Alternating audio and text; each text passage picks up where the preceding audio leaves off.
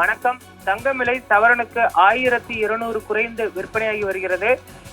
வெள்ளிக்கிழமையான இன்று தங்கத்தின் விலை குறைந்திருப்பது குறிப்பிடத்தக்கது. கடந்த சில நாட்களாகவே தங்கத்தின் விலை ஏற்ற இறக்கங்களை சந்தித்து வரக்கூடிய நிலையில் தற்பொழுது தங்கம் விலை குறைந்து விற்பனையாகி வருகிறது. இதனால் முதலீட்டாளர்கள், நகைப்பிரியர்கள் மற்றும் நடுத்தர வர்க்கத்தினருக்கு சற்று ஆறுதல் அளிக்கக்கூடிய ஒரு விஷயமாக இருக்கிறது. சென்னையில் 22 கேரட் ஆபரண தங்கம் கிராமுக்கு 150 குறைந்து 1 கிராம் தங்கம் 14,210க்கு விற்பனையாகிறது. சவரனுக்கு 1200 குறைந்து 1 சவரன் தங்கம் 1,13,680 ரூபாய்க்கு விற்பனையாகிறது.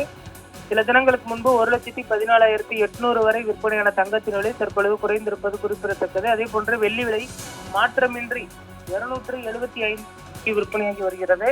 பார் வெள்ளி 1 கிலோ 2,75,000 ரூபாய்க்கு விற்பனையாகி வருகிறது. தங்கம் மற்றும் வெள்ளியின் விலையை பொறுத்தவரை தற்பொழுது ஏற்ற இறக்கங்களை சந்தித்து வருவது குறிப்பிடத்தக்கது. தற்பொழுது தங்கத்தின் விலையை போலவே வெள்ளியின் விலையும் பார்த்தோம்னால் மாற்றமின்றி விற்பனையாகி வருகிறது. ஆனால் தங்கத்தின் விலை தற்பொழுது குறைந்திருக்கிறது.